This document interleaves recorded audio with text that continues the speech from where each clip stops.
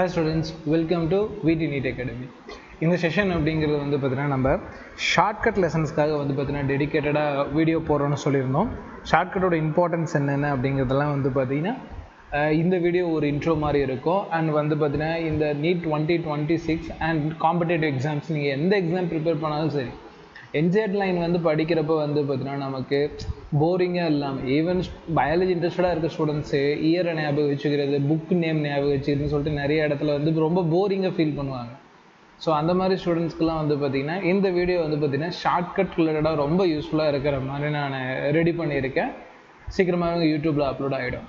So எல்லா competitive எக்ஸாமுக்கு ஸ்டூடெண்ட்ஸும் பார்க்கலாம். இந்த வீடியோவில் வந்து பார்த்தீங்கன்னா கேத்ரின் ஈசு பற்றி வந்து பார்த்திங்கன்னா என்சிஆர்டி லெசனில் இருக்கக்கூடிய எல்லா பாயிண்ட்ஸும் நான் ஷார்ட்கட் கொடுத்துருக்கேன். ஈச் அண்ட் எவ்ரி திங்ஸுக்கும் இயரோட ஷார்ட்கட் கொடுத்துருக்கோம். அது எப்படி ஒர்க் அவுட் ஆகும் அப்படிங்கிறது இந்த வீடியோ ஃபுல்லாக பார்த்தா போதும். ஒரு வீடியோ போதும், ஷார்ட்கட் எவ்வளோ இம்பார்ட்டன்ட் அப்படிங்கிறது எல்லாருக்குமே புரிஞ்சிடும். ரைட், ஓகே, டைம் வேஸ்ட் பண்ணாமல் நம்ம டாபிக் ஆரம்பிச்சிடலாம். சேனலில் புதுசாக வந்திருக்கீங்க அப்படின்னா மறக்காமல் சப்ஸ்கிரைப் பண்ணிக்கோங்க. அண்ட் வீடியோவோட ஸ்டார்ட்டில் ஒரு டைம் சொல்லிடுறேன், நீட் 2026க்கு நம்ம 1 இயர் ஆஃப்லைன் கோர்ஸ் வந்து பார்த்தீங்கன்னா ஆஃபர் பண்ணிகிட்ருக்கோமா. இதே மாதிரி ஷார்ட்கட் கிளாஸஸ் வந்து பார்த்தீங்கன்னா ஃபுல் டே வந்து ஸ்ட்ரிக்டாக ஸ்டூடெண்ட்ஸை படிக்க வச்சு டெஸ்ட்டு வந்து பார்த்தீங்கன்னா இப்போ கரெக்டாக ப்ரொவைட் பண்ணி நெக்ஸ்ட் 2026 வந்து பார்த்தீங்கன்னா ஒரு ஆல் இண்டியா ரேங்க் செக்யூர் பண்ணுறதுக்கான எல்லா விஷயமும் நம்ம ட்ரெயின் பண்ணி கொடுத்துட்ருக்கோம். அதுக்கான அட்மிஷன் போயிட்டுருக்கு. ஸ்க்ரீனில் காண்டாக்ட் நம்பர் இருக்குது, காண்டாக்ட் பண்ணி ஃபர்தர் டீட்டெயில் கேட்டுக்கோங்க. நீங்கள் வேறு மாவட்டத்தில் இருந்தீங்கன்னா நம்மளோட அகாடமி சேலத்தில் லொக்கேட் ஆகிருக்கு. நீங்கள் தாராளமாக வந்து ஸ்டே பண்ணி படிக்கலாம். பாய்ஸ் அண்ட் கேர்ள்ஸுக்கு செப்பரேட்டடாக ஸ்கூல் கேம்பஸ்க்குள்ளே ஹாஸ்டல் ஃபெசிலிட்டி பண்ணி கொடுத்துருக்கோம். ஃப்ரீ ஆஃப் காஸ்ட், அதாவது ஹாஸ்டல் ஃபீஸ் நம்ம அகாடமிக்கு வந்து பார்த்தீங்கன்னா யாராவது ஜாயின் பண்ணுறாங்களோ அது அகாடமி பே பண்ணிக்கும். Food and accommodation completely free for entire year. ஒரு வருஷம் ஃபுல்லாகவே உங்களுக்கு வந்து ஃபுட்டுக்கோ அகாமடேஷனுக்கு ஃபீஸ் வாங்க மாட்டாங்க. நீங்கள் course fees, book fees, uniform fees மட்டும் பே பண்ணால் போதுமானது. இதெல்லாம் வந்து நம்ம அகாடமியோட ஹைலைட் பாயிண்ட்ஸ். காண்டாக்ட்டுக்கு 9080549820 நம்பரை காண்டாக்ட் பண்ணுங்கள். மறக்காமல் இந்த ஆஃபர்ஸ் எல்லாமே அவைலபிள் பண்ணுங்கள். இந்த வீடியோ கண்டினியூ பண்ணிக்கிட்டு இன்னும் நம்மளோட அகாடமியோட எல்லா அப்டேட்ஸும் நம்ம பார்க்கலாம். சரி, ரைட், ஓகே. இப்போ நம்ம வந்து பார்த்திங்கன்னா மார்ஃபாலஜியோட இண்டெக்ஸ் பேஜ் வந்து பார்த்திங்கன்னா ஷார்ட்கட் தரப்போகிறேன். இப்போ இண்டெக்ஸ்லேருந்து கொஷின்ஸ் கேட்க ஆரம்பிச்சிட்டாங்க. நீட் 2025 கொஷின் பேப்பரை பார்த்து எல்லா ஸ்டூடெண்ட்ஸ்க்கும் தெரியும். ஸோ அப்போ இண்டெக்ஸும் நம்ம கம்பல்சரியாக படிச்சாகணும். பட் படிக்கிறப்போ ரொம்ப போரிங்காக இருக்கக்கூடாது, நிறைய பாயிண்ட் மறக்கவும் கூடாது. அப்போ என்ன சார் பண்ணால் ப்ராப்பராக சின்ன சின்ன ஷார்ட்கட்ஸ் க்ரியேட் பண்ணி இதை நிமோனிக்ஸ்னு சொல்லலாம். ரொம்ப டெக்னிக்கலாக சொன்னோம்னா நிமோனிக்ஸ்னு சொல்லணும். ஆனால் அந்தளவுக்கு நான் டெக்னிக்கலாக சொல்ல ஷார்ட்கட்டுனே சொல்கிறேன். இந்த ஷார்ட்கட்ஸ் எந்த அளவுக்கு யூஸ்ஃபுல்லாக இருக்கும் அப்படிங்கிறதெல்லாம் வந்து இந்த வீடியோட எண்டில் சில கொஷின்ஸும் அட்டாச் பண்ணியிருக்கேன். மறக்காமல் வந்து பார்த்திங்கன்னா அதையும் அட்டன் பண்ணி பார்ப்போம், எப்படி யூஸ் ஆகிருக்கு அப்படிங்கிறது எல்லாமே இந்த வீடியோவில் பார்த்துடலாம். சரி, ஓகே, ரைட்டு. இது வந்து பார்த்திங்கன்னா மார்ஃபாலஜி ஆஃப் ஃப்ளவரிங் பிளான்ட்ஸ் இல்லையா, structure organisation of plant and அனிமல்ஸோட இண்டெக்ஸில் இருக்கும்.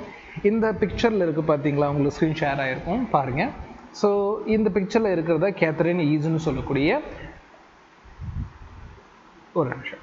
இந்த பிக்சரில் இருக்கிறவங்க தான் கேத்ரின் ஈஸ்னு சொல்லக்கூடிய பாட்டனிஸ்ட். இவங்களை பற்றி தான் நம்ம இந்த வீடியோவில் ஃபுல் ஷார்ட்கட்டோட நம்ம லெக்சராக பார்க்க போகிறோம். ஒரு நோட் எடுத்துக்கங்க, ஃபுல்லாகவே வந்து பார்த்தீங்கன்னா பாயிண்ட்ஸ்லாம் நோட் பண்ணிக்கங்க. Okay, right. கேத்ரின் ஈசு வந்து பார்த்தீங்கன்னா எப்போ பிறக்கிறாங்க அப்படின்னு பார்த்தீங்கன்னா உக்ரைனில் 1898 பிறக்கிறாங்க. முதல்ல இதுக்கான ஷார்ட்கட் பார்த்துடலாம். கேத்ரின்னு சொல்லக்கூடிய பொண்ணு உக்கரமாக படித்து 98 மார்க் எடுத்தாங்க அப்படிங்கிறது இதுக்கான ஷார்ட்கட்மா. கேத்ரின்னு சொல்லக்கூடிய ஸ்டூடெண்ட்டு உக்கரமாக படித்து 98 எடுத்தாங்க அப்படிங்கிறதுக்கான ஷார்ட்கட்டு. உக்கரமாக அப்படின்னா உக்ரைன் ப்ராக்கெட்டில் கொடுத்துருப்போம் பாருங்கள். 98 மார்க் எடுத்தாங்கன்னா 1898. உங்களுக்கு இயரும் கவர் ஆகிடுச்சா? ஸோ இயர் கொண்டு வந்து பார்த்தீங்கன்னா இதில் உங்களுக்கு ஷார்ட்கட் கொடுத்துருக்கேன். சைடில் பாருங்கள், தமிழ்லையும் கொடுத்துருப்பேன். கேத்ரின் ஈஸா 898 உக்ரைனில் பிறந்தார். ஸோ தமிழ் இந்த சைடு இருக்குது, படிச்சுக்கலாம். தமிழ் மீடியத்துக்கு நம்ம இப்போ கிளாஸஸ் எடுக்கிறோமோ பைலிங்குவல் கிளாஸஸ் தான். சரி, ஃபஸ்ட் ஷார்ட்கட் முடிஞ்சா. கேத்ரின் ரொம்ப உக்கரமாக படித்து 98 மார்க் எடுத்தா. அடுத்தது கேத்ரின் வந்து பார்த்திங்கன்னா ரஷ்யாவிலையும் படிச்சிருப்பாங்க அண்டு ஜெர்மனிலையும் படிச்சிருப்பாங்க. என்ன படிச்சிருப்பாங்கன்னா அக்ரிகல்ச்சர் படிச்சிருப்பாங்க. அண்டு வந்து பார்த்தீங்கன்னா டாக்டரேட் பட்டத்தை வந்து 31 வந்து பார்த்தீங்கன்னா வாங்கியிருப்பாங்க. எங்கே வாங்கியிருப்பாங்கன்னா யூஎஸில் வாங்கியிருப்பாங்க. இது எல்லாமே நம்ம ஷார்ட்கட்குள்ளே உங்களுக்கு சொல்லிக் கொடுக்குற பாருங்கள். கேத்ரின் ரகசியமாகவும் ஜென்டிலாகவும் விவசாயம் பண்ணிக்கிட்டே டாக்டர் படித்து 31 வயசில் யூஎஸ் போயிட்டாங்க அப்படிங்கிறது ஞாபகம் வச்சுங்க. இப்போ ஷார்ட்கட் வயசில் சும்மா ஃபன்னாக, ஏன்னா இதெல்லாம் படிக்கிறப்போ ரொம்ப ஃபன்னாக இருக்கும்.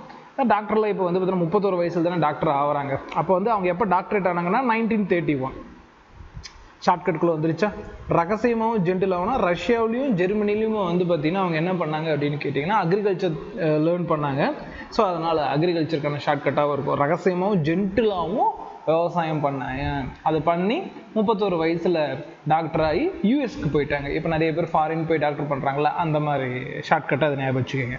ரைட். அப்போ 1931 வந்து பார்த்தீங்கன்னா இவங்க டாக்டரேட் ரிசீவ் பண்ணுறாங்க. எங்கே ரிசீவ் பண்ணுறாங்க அப்படின்னு பார்த்தோம்னா யுனைடெட் ஸ்டேட் அமெரிக்காவில் வந்து பார்த்தீங்கன்னா இவங்க ரிசீவ் பண்ணுறாங்க. சரி, ரைட், ஓகே. அடுத்து வந்து பார்த்தீங்கன்னா இவங்க எதை ரிசர்ச் பண்ணி அதை பப்ளிகேஷன் பண்ணாங்க அப்படின்னு கேட்டிங்கன்னா கர்லி டாப் வைரஸ்னு சொல்லுவாங்க. எதோடதுன்னு கேட்டிங்கன்னா பிளான்ட்டில் ரிசர்ச் பண்ணியிருப்பாங்க.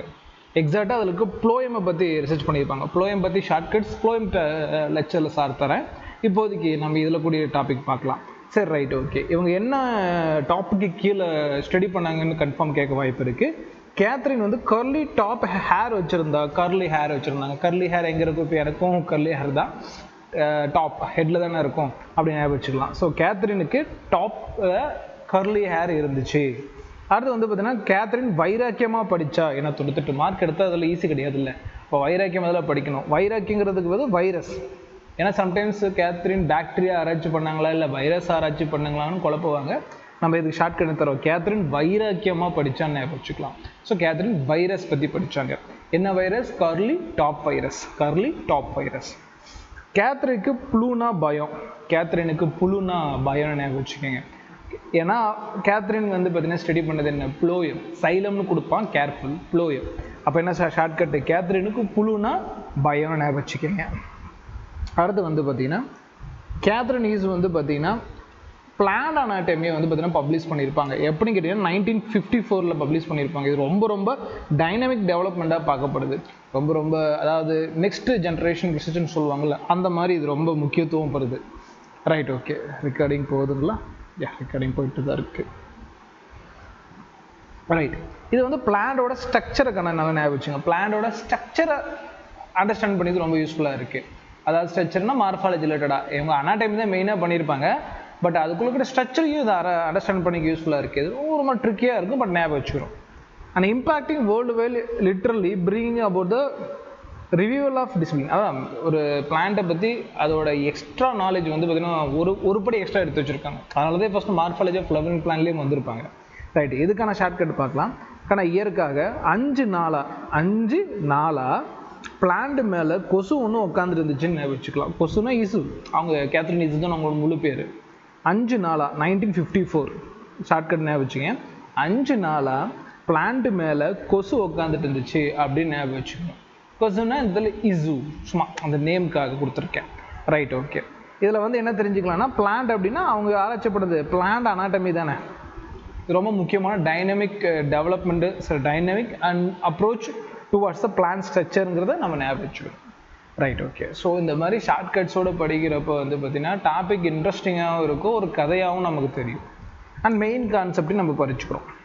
அடுத்து கேத்ரின் என்ன பண்ணாங்கன்னா 1960 1960 கேத்ரின் என்ன பண்ணுறாங்கன்னா அனாட்டமியா சீடு பிளான்ட் அப்படின்னு சொல்லிட்டு ஒரு புக்கை ரிலீஸ் பண்ணுவாங்க. இதுக்கான ஷார்ட்கட் பாருங்கள். கேத்ரினுக்கு அண்ணானா அனாட்டமியில் சீடோட அனாட்டமி ஆராய்ச்சி பண்ணாங்க. இதுக்கு முன்னாடி பிளானோட அனாட்டமி ரெண்டுமே ஆராய்ச்சி பண்ணியிருப்பாங்க. இது சீடோட அனாட்டமி. அண்ணா 60 ரூபாய்க்கு சீடு வாங்கி கொடுத்தாங்க. 60 ரூபீஸ்க்கு சீடு வாங்கி கொடுத்தாங்க ஞாபகம் வச்சுங்க. 60 ரூபீஸ்க்கு சீடு வாங்கி கொடுத்தாங்க. அப்போ 1960 சீடு அனாட்டமி பண்ணாங்கன்னு ஞாபகம் வச்சுக்கிறோம். 5 நாளாக பிளான்ட் மேலே கொசு இருந்துச்சு. 5 நாளாக 1954 பிளான்ட் அனாட்டமி பண்ணாங்க. முடிஞ்சா? ஸோ இந்த 2 ஷார்ட்கட்டை ஞாபகம் வச்சுக்கோங்க. 5 நாளாக கொசு பிளான்ட் மேலே இருந்துச்சு, பிளான்ட் அனாட்டமி. அண்ணா 60 ரூபாய்க்கு சீடு வாங்கி கொடுத்தாங்க அப்படிங்கிறத ஞாபகம் வச்சுக்கணும். Right, okay. Next shortcut. So இந்த புக்கு வந்து பார்த்தீங்கன்னா எப்படி ரெஃபர் பண்ணுறாங்கன்னா வெப்ஸ்டர்ஸ் ஆஃப் பிளான்ட் பயாலஜி அப்படின்னு சொல்லிட்டு என்சைக்ளோபீடியாவில் கொடுத்துருக்காங்க. சரி, ரைட், ஓகே. இது ஒரு கலைக்களஞ்சியம், தமிழ் இந்த பக்கம் இருக்குது, நீங்கள் பார்த்துக்கலாம். அப்போ இதுக்கு என்ன சார் அர்த்தம் அப்படின்னு பார்த்தோம்னா நமக்கு மேக்ஸிமம் கேத்ரின் எசு பண்ண ஒரு புக்கும் வந்து பார்த்தீங்கன்னா ரொம்ப பப்ளிஷ் ஆகும், ரொம்ப பெருமைக்கு உட்பட்டது.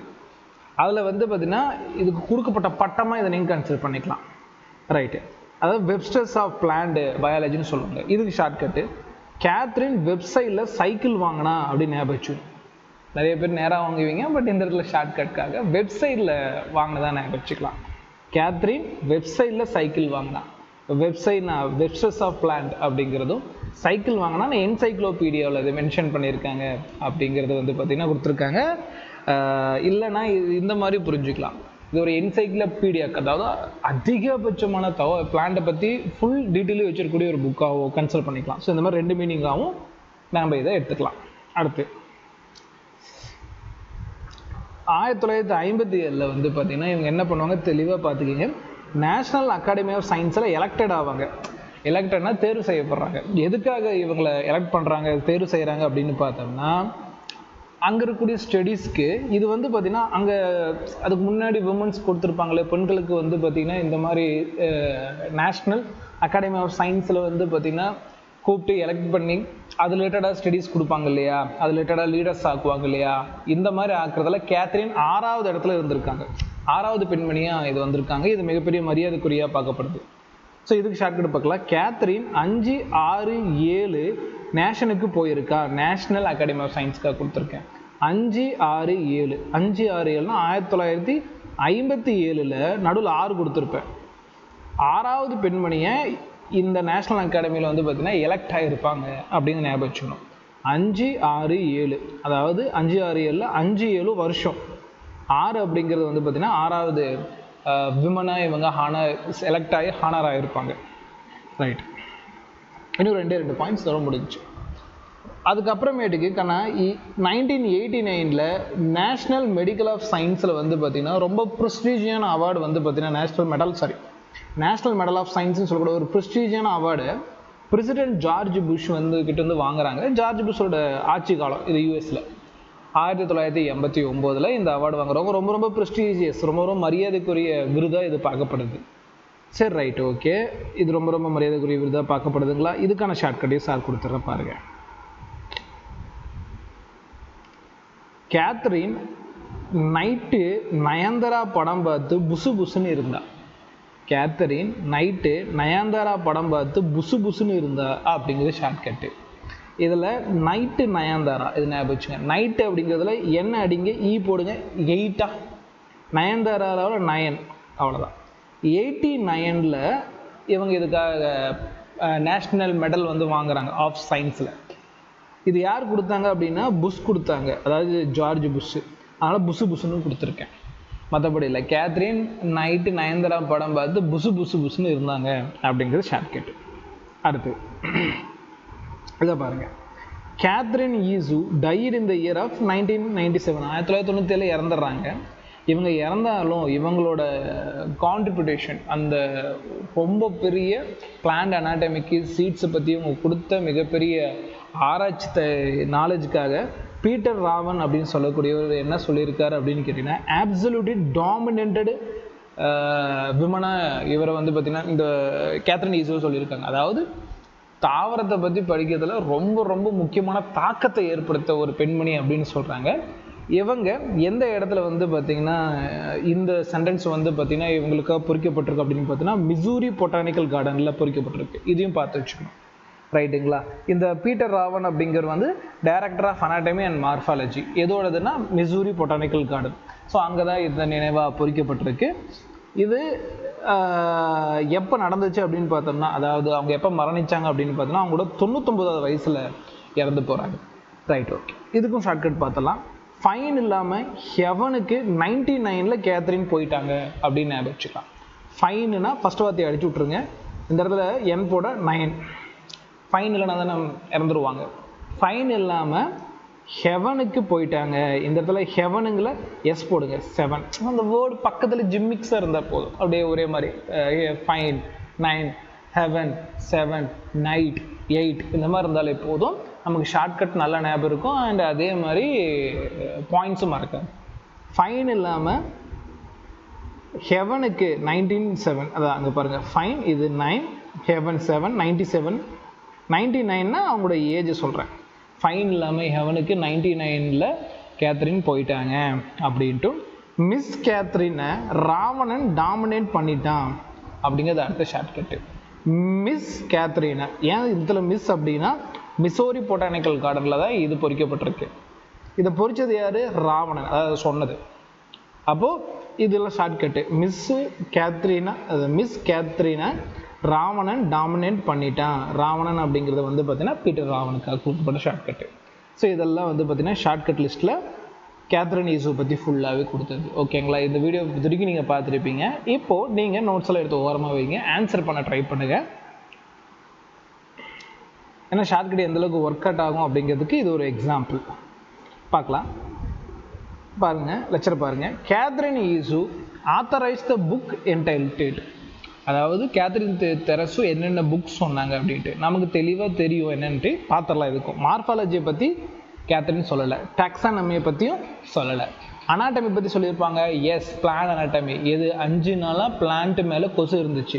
5 நாளாக 1905 1954 சொல்லியிருப்பாங்களா? அனாட்டமி ஆஃப் சீட் சொல்லியிருக்காங்களா? எஸ், சொல்லியிருக்காங்க. எப்போ சொல்லியிருக்காங்க? அண்ணா 60 ரூபாய்க்கு 60 rupeesக்கு சீடு வாங்கி கொடுத்தாருன்னு ஒரு ஷார்ட்கட் கொடுத்துருப்பேன். 1960 இதை சொல்லியிருப்பாங்க. இயரோ ஞாபகம் வந்துருச்சா? ஸோ இந்த மாதிரி தான் ஷார்ட்கட் வந்து பார்த்தீங்கன்னா கதையாக படிக்கிறப்போ லெசன் போர் அடிக்காது, அதே மாதிரி அந்த பாயிண்ட்ஸ் ஞாபகம் இருக்கும். அப்போ இது ரெண்டுமே வந்து பார்த்தீங்கன்னா கேத்ரின் தெரசு சொன்னது. So answer option A. இதெல்லாம் வந்து இப்போ வேறு வெப்சைட்லேருந்து எடுக்கப்பட்ட கேள்விகள் தான், நானாக கிரியேட் பண்ணல, வேறு வெப்சைட்லேருந்து எடுக்கப்பட்ட கேள்விகள். நம்மளால் ஆன்சர் பண்ண முடியுதாங்கிறது தான் பாயிண்ட்.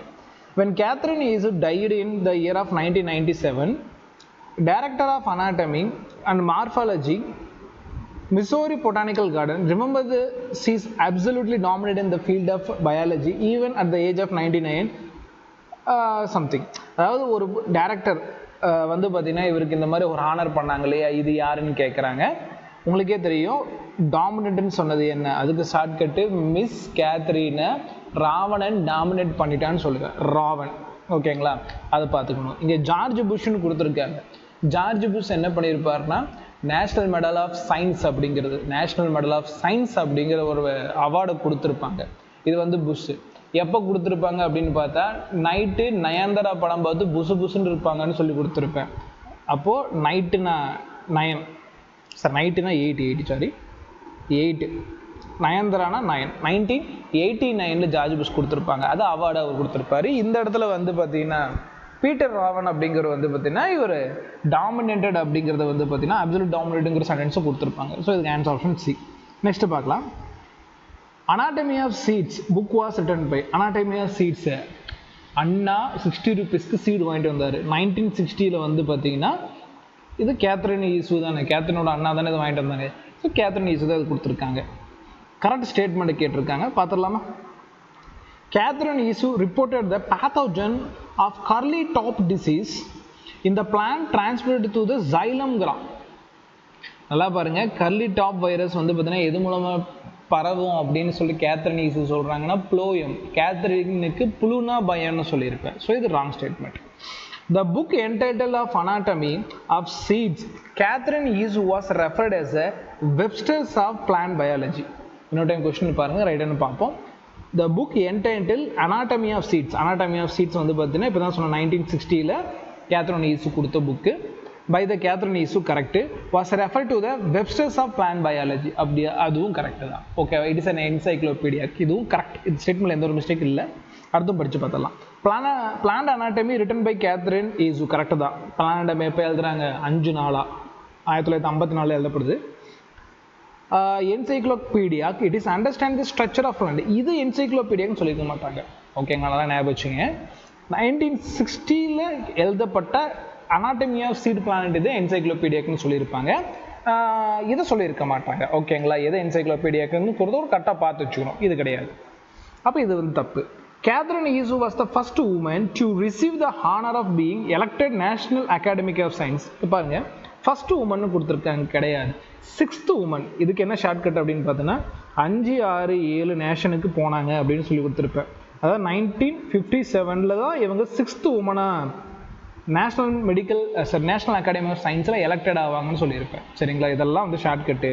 இதை படித்து கரெக்டாக ஞாபகம் வச்சு இந்த தப்பெல்லாம் பிடிக்கணும். பார்த்து பாருங்கள், சட்டுன்னு ஒரு 10 கொஸ்டின் பார்ப்போமா? எவ்வளோ வேகமாக நமக்கு ஞாபகம் இருக்குது அப்படிங்கிறத பார்க்கணும். In which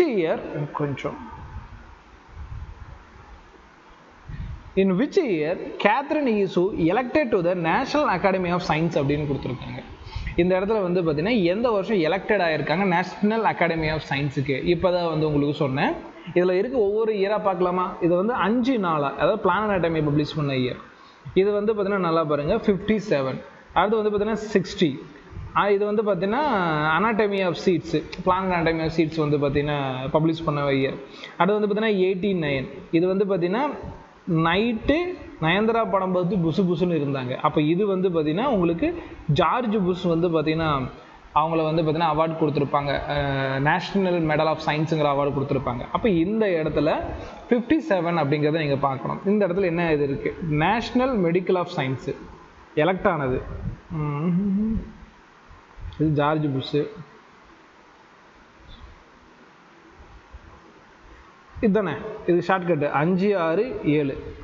இதில் 1957 6வது உமனாக தானே இவங்க செலக்ட் ஆகிருப்பாங்க. ஸோ அப்போ இந்த இயர் கரெக்டாக தான். ஸோ எந்த ஒரு கன்ஃபியூஷனும் இல்லை. ஷார்ட்கட் ப்ரூஃப்ஸ் நல்லா புரிஞ்சுங்க. ஷார்ட்கட் அந்த இடத்துல இருந்தால் மட்டும்தான் குழப்பம் இல்லாமல் எழுத முடியும். பாருங்கள், இதில் கொடுத்த 4க்குமே நமக்கு ஆன்சர் தெரியுது. அப்படி தான் வந்து பார்த்தீங்கன்னா ஷார்ட்கட் ஒர்க் அவுட் ஆகும். நீங்கள் ஒரு டைம் தான் இந்த ஷார்ட்கட் பார்த்துருங்க, இன்னும் 2-3 டைம் இந்த ஷார்ட்கட் திருப்பி படிச்சிங்கன்னா நீங்களே நினைச்சால் தப்பு பண்ண முடியாது.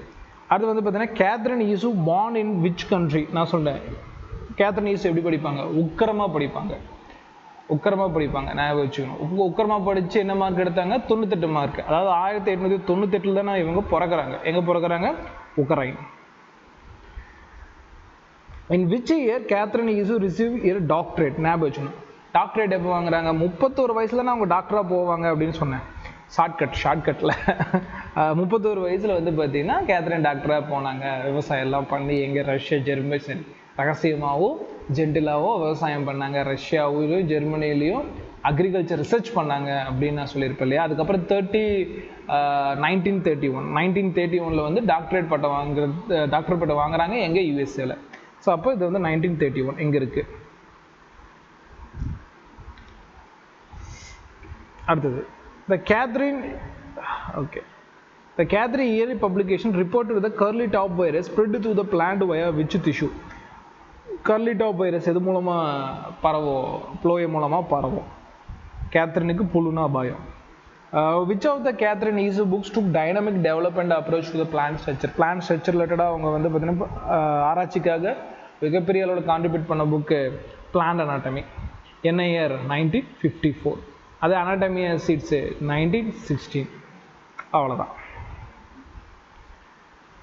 when was the plant anatomy by the Catherine Iesu published? ஒரு கொஸ்டின் கேட்டிருக்காங்க. எப்போ வந்து பார்த்தீங்கன்னா பிளான்ட் அனாட்டமியை அவங்க பப்ளிஷ் பண்ணாங்க? 1954.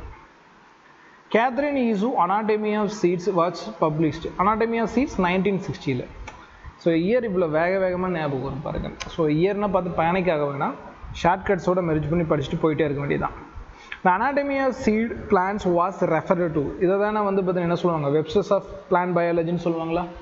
அடுத்தது which award did Catherine received from the President George Bush in 1989? என்ன வாங்குறாங்க? National medal of science. Who remembered the Catherine Iesu of someone who is the absolutely dominant in the field of plant biology? dominant யார் பண்ணாங்க? ராவணன். So Peter Raven. Catherine Iesu was the dash woman to elected the National Academy of Science. எத்தனாவது woman அவங்க select ஆகுறாங்க? 6th உமனா. எப்போ? 567, அதாவது 1957 6th உமனா select ஆகுறாங்க. So option C. இங்கே பாருங்க, இவ்வளோதான் மேக்ஸிமம் வந்து பார்த்தீங்கன்னா நீட்டில் வந்து ரொம்ப டிஃபிகல்ட்டாகவும் அதர் காம்படிட்டிவ் எக்ஸாம் ரொம்ப டிஃபிகல்ட்டாக கேட்கணும்னா இப்போ இந்த கொஸ்டின் லெவல் இருக்குல்ல, இந்த தான் கேட்பாங்க. பார்த்துடலாம். What was the significance of Catherine Iesu election to the National Academy of Science? National Academy of Selection, what was the significance? அதாவது National Academy of Scienceல இவங்க உள்ளே போகிறது வந்து பார்த்தீங்கன்னா எந்த முக்கியத்துவத்தில் இது இருக்குன்னு கேட்குறாங்க. It was her first major award அப்படின்னு கொடுத்துருக்காங்க. இங்கே பாருங்கள், நேஷ்னல் அகாடமி ஆஃப் சயின்ஸுங்கிறது அவார்டு கிடையாது. Election to their it is common occurrence between கிடையாது. It is rare and prestige honour. நம்ம எப்படி சொல்கிறேன், நேஷ்னல் அகாடமியில் போகிறது வந்து பார்த்திங்கன்னா ரொம்ப மரியாதைக்குரிய ஒரு விஷயம். விமன்லேயே 6வது விமனாக இவங்க போயிருக்காங்கப்பா, ரொம்ப ரேர். அப்படிங்கிறப்ப இது ரேராகவும் அதே மாதிரி ப்ரெஸ்டீஜியான ஹானராகவும் பார்க்கப்படுது. ஸோ இதுக்கு ஆன்சர் ஆப்ஷன் சி. இங்கே பாருங்கள், இதுதான் இருக்கிறதே டிஃபிகல்ட்டு. நீங்கள் வந்து இயர்ஸ் வச்சு நீங்கள் இதில் மேனிப்புலேட் பண்ணணும். பார்க்கலாம். Which of the following is true about the Catherine Iesu election to the National Academy of Science? National academy of சயின்ஸில் வந்து இவங்க எலெக்டட் ஆகுறாங்கல்ல, அதை பொறுத்து சாய்ஸ் கரெக்டாக கண்டுபிடிக்கிறாங்க. It happen after she received national medal of science. இவங்க வந்து பார்த்தீங்கன்னா நேஷ்னல் அகாடமி ஆஃப் சயின்ஸில் தேர்ந்தெடுக்கப்படுறாங்க இல்லையா, இது எப்போ நடந்துச்சுன்னா அவங்க வந்து நேஷ்னல் மெடல் ஆஃப் சயின்ஸ் வாங்கினதுக்கு அப்புறம் தான் இவங்க நேஷ்னல் அகாடமி ஆஃப் சயின்ஸுக்கு போனாங்க, செலக்ட் ஆனாங்க அப்படிங்கிறது கொடுத்துருக்காங்க. அப்போ இதில் இயர் தெரியலனா ரொம்ப ரொம்ப கஷ்டமாக இருக்கும். நல்லா பாருங்கள். இப்போ வந்து பார்த்தீங்கன்னா மெடல் யார்கிட்ட வாங்கினாங்க, ஜார்ஜ் புஷ்கிட்ட. ஜார்ஜ் புஷ் எப்போ கொடுத்தாரு, 1989 கொடுத்தாங்க. சரிங்களா? நைட்டு நயன்தாரா படம் பார்த்து புஷு புஷுன்னு இருந்தாங்கன்னு சொல்லி கொடுத்துருப்பேன். அண்டு மேலே வந்து பார்த்தீங்கன்னா நேஷ்னல் மெடல் ஆஃப் சயின்ஸு. இந்த நேஷ்னல் மெடல் ஆஃப் சயின்ஸுக்கு அவங்க எப்போ எலெக்ஷன் ஆகிறாங்க அப்படின்னு பார்த்தோம்னா 5-6-7. அப்போ 5-6-7னா அதாவது 6வது பொசிஷன் 1957. அப்போ 1957 தான் இவங்க செலெக்ஷன் ஆகுறாங்க. இட் ஹேப்பன் ஆஃப்டர் ஷி ரிசீவ்டுங்கிறாங்க. எப்படி முடியும், 1989 நடக்குது. இதுக்கப்புறமேட்டுக்குமா அவங்க நேஷ்னல் அகாடமியில் ஜாயின் பண்ணியிருப்பாங்க, அதுக்கு முன்னாடியே ஜாயின் பண்ணிட்டாங்க. இவங்க ஆஃப்டருங்கிறாங்க, தப்பு. It happen before she publish the anatomy of seeds. Anatomy of seeds 1960. அவங்க நேஷ்னல் அகாடமி ஆஃப் சயின்ஸில் செலக்ட் ஆன 1957. எஸ், இதுக்கு முன்னாடியே அது நடந்துருச்சு. அப்போ இது வந்து true. It happen in the same decade of publication of plant anatomy. டிகேட்னா 10 வருஷம். சேம் டிக்கெட்னா பிளானட் அனாட்டமி ரிலீஸ் பண்ண 10 வருஷத்துக்குள்ளே இது நடந்துச்சா, அதாவது அதே 10 வருஷத்தில் நடந்துச்சாங்க. பிளானட் அனாட்டமி எப்போ ரிலீஸ் பண்ணாங்க, 1957. சரி 54. 54 அதே டிக்கெட்டு. அது 1950வது வருஷத்துக்குள்ளேயே அந்த 10 வருஷத்துக்குள்ளே நடந்துச்சானா எஸ். 1957 1957 இவங்க வந்து பார்த்திங்கன்னா இங்கே எலெக்ஷன் ஆகுறாங்க. அதே மாதிரி 1954 பிளானட்டமி ரிலீஸ் பண்ணுறாங்க. அப்போ அதே டிக்கெட் கூட தான் நடந்துச்சு. This is also true. அப்போ போத் ஆப்ஷன் BNCN கரெக்ட். ஓகேங்களா? ஸோ பாருங்கள் எவ்வளோ ஷார்ட்கட் வந்து பார்த்திங்கன்னா யூனிக்காக இருந்துச்சு. அந்த யூனிக்கான ஷார்ட்கட் யூஸ் பண்ணுறப்போ கொஷினில் எந்த வகையான தப்பு நம்மளால் பண்ண முடியாது. ஸோ அந்தளவுக்கு வந்து பார்த்திங்கன்னா இந்த ஷார்ட்கட்ஸ் எல்லாம் ரொம்ப யூஸ்ஃபுல்லாக இருக்கும். இதுக்கு ஏற்ற நியூஸுக்கான வீடியோவாக இருக்கும். அடுத்தடுத்துல மற்ற scientist and examples and biology மட்டும் இல்லை, கெமிஸ்ட்ரியில் இருக்கக்கூடிய தியரிட்டிக்கல் பாயிண்ட்டுக்கு ஷார்ட்கட்ஸ் எல்லாமே அடுத்தடுத்து நம்ம சேனலில் நான் போட்டு விட்றேன். சேனலை அதுக்காக மறக்காமல் சப்ஸ்கிரைப் பண்ணி ஃபாலோ பண்ணிக்கோங்க. அண்ட் நீங்கள் டேரெக்டாக ஆஃப்லைன் கிளாஸஸ், எனக்கு ஃபுல் டேவும் இந்த மாதிரி கிளாஸஸ் தேவைப்படும் சார், ஷார்ட்கட்ஸு கொஷின்ஸு இந்த மாதிரி தேவைப்படும் சார், நான் வந்து பயாலஜியில் 360 எடுத்தே ஆகணும் சார், எந்த வகையிலையும் அதில் எனக்கு மாற்றம் இல்லை சார், அதுக்கு நான் எவ்வளோ எக்ஸ்ட்ரீம் வேணால் படிக்க ரெடியாக இருக்கேன் அப்படின்னா நீங்கள் டேரெக்டாக ஆஃப்லைன் கிளாஸஸ்க்கு வந்துடுங்க. அந்த கிளாஸில் இதை விட டீட்டெயிலாகவே நம்ம சொல்லி கொடுத்துடலாம் அப்படின்னு சொல்லிட்டு இந்த வீடியோவை நான் கன்க்ளூட் பண்ணிக்கிறேன். சார் மறுபடியும் சொல்கிறேன், யூடியூப்பில் இருக்கவங்களுக்கும் நான் கம்ப்ளீட்டாக போட்டுருவேன். சேனலை சப்ஸ்கிரைப் பண்ணி ஃபாலோ பண்ணிக்கோங்க. நீங்கள் 11th 12th ஆர் இப்போ நீட் ட்ராப்பர்ஸ் எத்தனை டைம் ட்ராப் ஆனீங்க அதெல்லாம் பிரச்சனையே இல்லை. நம்ம சேனல் சப்ஸ்கிரைப் பண்ணி ஃபாலோ பண்ணிக்கோங்க. மற்ற லெக்சர்ஸும் சீக்கிரமாக நான் போஸ்ட் பண்ணிடுறேன். அண்ட் உங்களுக்கு மறக்காமல் இந்த கிளாஸ் எப்படி இருந்துச்சு அப்படிங்கிறது கமெண்ட் பண்ணுங்கள். ஏன்னா உங்களுக்கு பண்ணுற கமெண்ட்ஸ் தான் நான் அடுத்த லெக்சர்ஸில் இன்னும் என்னென்ன பண்ணலாம் அப்படிங்கிறதுக்கான ஒரு சின்ன ஐடியாவை எனக்கு கொடுக்கும் அப்படின்னு சொல்லிட்டு இந்த வீடியோ கன்க்ளூட் பண்ணிக்கிறோமா. இதே மாதிரி இன்னொரு யூஸ்ஃபுல்லான வீடியோவை மீட் பண்ணலாமா. தேங்க்யூ ஃபார் வாட்சிங்.